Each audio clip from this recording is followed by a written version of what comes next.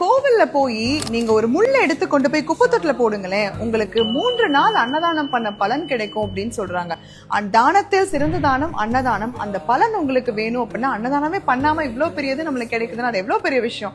உழவார பணி அப்படிங்கிறது ஒவ்வொரு மனிதனாய் பிறந்த ஒரு மனிதருக்கும் அது நம்மளுக்கு கிடைச்ச ஒரு பாக்கியம். அதை நீங்க பண்றது உங்களுக்கு மட்டும் கிடையாது, உங்களுடைய சந்ததியினருக்கு இது ரொம்ப ரொம்ப பெரிய விஷயமா, ஒரு பெரிய பாக்கியமா இருக்கிறது சித்தர்கள் சொல்லியிருக்காங்க. இது ரிசர்ச் பண்றதுக்காக சுகுண சுந்தர்ராயன் ஒருத்தர் 1000 வருடங்களுக்கு முன்னாடி காஞ்சிபுரம் கோவில்ல அந்த கோவில் கட்டுறதுக்காக கருங்கல் கொடுத்திருக்காராமா. அவருடைய பேர் அந்த கல்வெட்டுல பதிச்சிருக்காங்க. அவருடைய குடும்பம் எப்படி இருந்திருக்கு அப்படின்னு சொல்லி போய் ஆராய்ஞ்சிருக்காங்க. 21 தலைமுறைக்கு அவங்க சீரும் சிறப்புமா வாழ்ந்திருக்காங்க. ஒருத்தர் கூட ஏழை இல்லாம 1000 வருடங்களுக்கு அவங்க தலைமுறையே வாழ்ந்திருக்காங்க. அப்படின்னா ஒரு கோவில்ல கல்லு கொடுக்கறது மூலியமா இவ்வளவு பெரிய பலனா?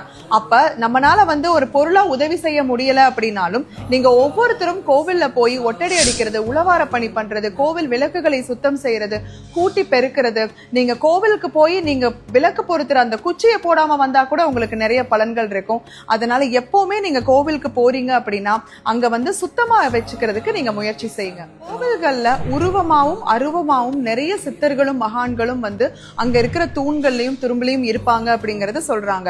அதனால எப்பவுமே நீங்க ஒட்டடையெல்லாம் அடிக்கும் போது விளக்கமாற வச்சு நீங்க கிளீன் பண்ணாம ஒரு கம்புல ஒரு குச்சியில துணி கட்டி நீங்க அதை கிளீன் பண்ண சொல்றாங்க. இந்த மாதிரி பண்றது மூலியமா நம்ம மக்கள் ஒரு கோவிலுக்கு போறோம் அப்படின்னா நிறைய பேர் எல்லாருமே நல்ல எண்ணத்தோட தான் கோயிலுக்கு போறது கிடையாது.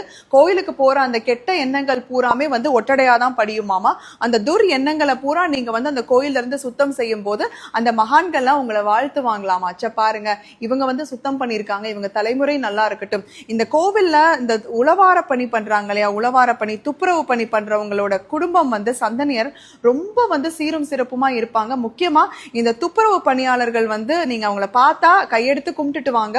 ஏன்னா அவங்களுடைய குழந்தைகள் அரசு பதவியில பெரிய இடத்துல வருவாங்க அப்படிங்கிறது சித்தர்கள் கொடுக்கிற வாக்கு. இனிமேல் கோவிலுக்கு போனா யாரும் இந்த விளக்கு பொருத்திட்டு அந்த குச்சியை போட்டு வர்றது, இந்த பிரசாதம் சாப்பிட்டுட்டு அந்த தொன்னையை அப்படியே கீழே போட்டு வர்றது, நீங்க கோயிலுக்கு போறதே புண்ணியத்தை இது பண்ணிக்கிறதுக்காக தான். இந்த மாதிரி இதெல்லாம் நீங்க பண்ணிட்டு வர்றது மூலியமா உங்களுக்கு நிறைய பாவங்கள் தான் சேருமே தவிர நீங்க சாப்பிட்டு போட்ட தொன்னையை எடுத்து யாரு குப்பையில போடுறாங்களோ அவங்களுக்கு அந்த பலன்லாம் போயிடும். ஜாக்கிரதையா இருந்துக்கோங்க. எதுவும் என்னுடையதல்ல, அனைத்தும் உன்னுடையதே. அருளாளா அருணாச்சலா. நன்றி. ஓம்.